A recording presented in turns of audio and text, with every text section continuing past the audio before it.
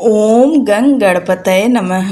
कृष्ण पिंगल संकष्टी चतुर्थी भगवान गणेश को समर्पित त्योहार है। यह आषाढ़ महीने के कृष्ण पक्ष के चौथे दिन मनाया जाता है। इस साल यह व्रत 14 जून 2025 दिन शनिवार को पड़ रहा है। इसी दिन पिंगल संकष्टी चतुर्थी का व्रत रखा जाएगा। ऐसा माना जाता है कि भगवान गणेश कृष्ण पिंगल संकष्टी चतुर्थी पर अपने सभी भक्तों के लिए पृथ्वी पर अपनी उपस्थिति प्रदान करते हैं। प्रत्येक महीने गणेश को एक अलग नाम और पीठ के साथ पूजा जाता है। भगवान गणेश बुद्धि और विवेक के स्वामी हैं।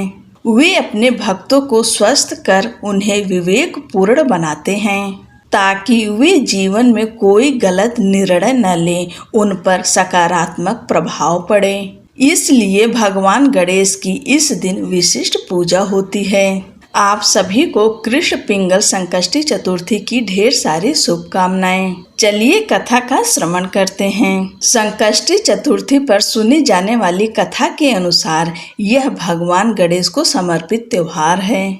यह भक्ति, कठिनाई और प्रार्थना की शक्ति की कथा है। कथा के अनुसार भास्कर नाम का एक व्यक्ति कठिन समय का सामना कर रहा था।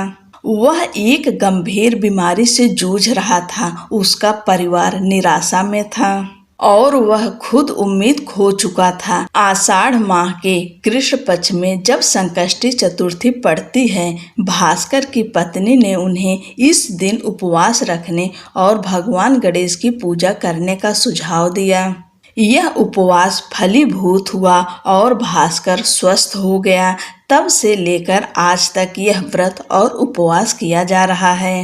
बोलो गणपति महाराज की जय। चलिए एक और कथा का श्रवण करते हैं। एक समय की बात है कि भगवान विष्णु का विवाह लक्ष्मी जी के साथ निश्चित हो गया। विवाह की तैयारी होने लगी। सभी देवताओं को निमंत्रण भेजे गए, परंतु गणेश जी को निमंत्रण नहीं दिया। कारण जो भी रहा हो, अब भगवान विष्णु की बारात जाने का समय आ गया। सभी देवता अपनी पत्नियों के साथ विवाह समारोह में आए। उन सब ने देखा कि गणेश जी कहीं दिखाई नहीं दे रहे हैं। तब वे आपस में चर्चा करने लगे कि क्या गणेश जी को नहीं न्योता है या स्वयं गणेश जी ही नहीं आए हैं। सभी को इस बात पर आश्चर्य होने लगा।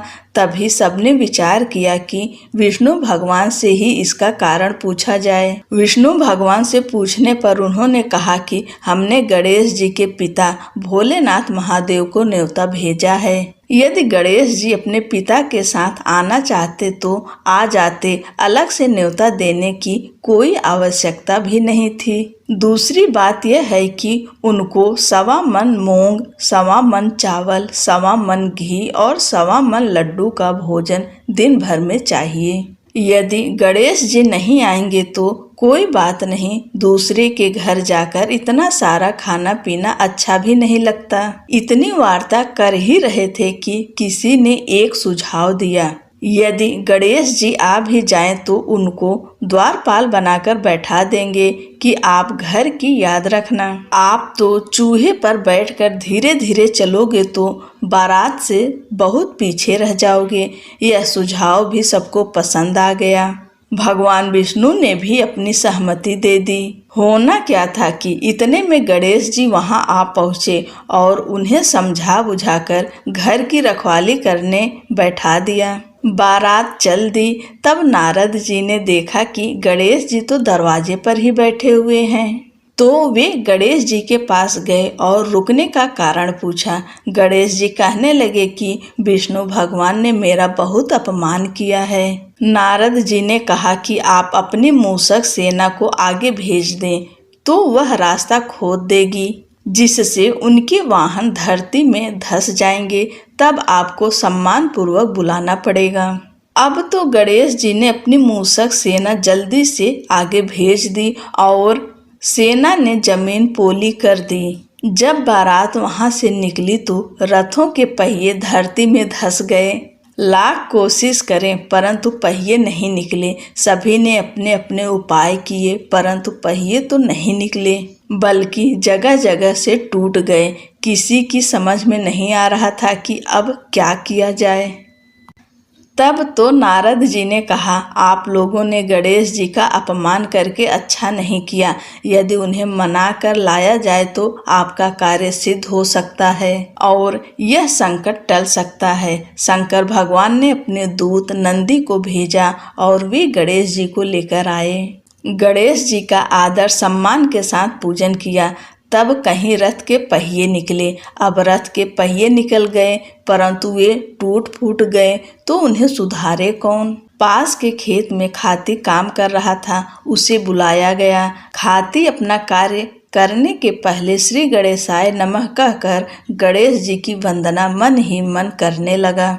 देखते ही देखते खाती ने सभी पहियों को ठीक कर दिया। तब खाती कहने लगा कि हे देवताओं, आपने सर्वप्रथम गणेश जी को नहीं मनाया होगा और न ही उनकी पूजन की होगी, इसलिए तो आपके साथ यह संकट आया है। हम तो मूर्ख अज्ञानी हैं, फिर भी पहले गणेश जी को पूजते हैं, उनका ध्यान करते हैं। आप लोग तो देवतागण हैं, फिर भी आप गणेश जी को कैसे भूल गए। अब आप लोग भगवान श्री गणेश जी की जय बोलकर जाएं तो आपके सब काम बन जाएंगे और कोई संकट भी नहीं आएगा। ऐसा कहते हुए बारात वहां से चल दी और विष्णु भगवान का लक्ष्मी जी के साथ विवाह संपन्न करा के सभी सकुशल घर लौट आए। हे गणेश जी महाराज, आपने विष्णु को जैसा कारज सारियो ऐसा कारज सबको सिद्ध कर जो। बोलो गजानन भगवान की जय।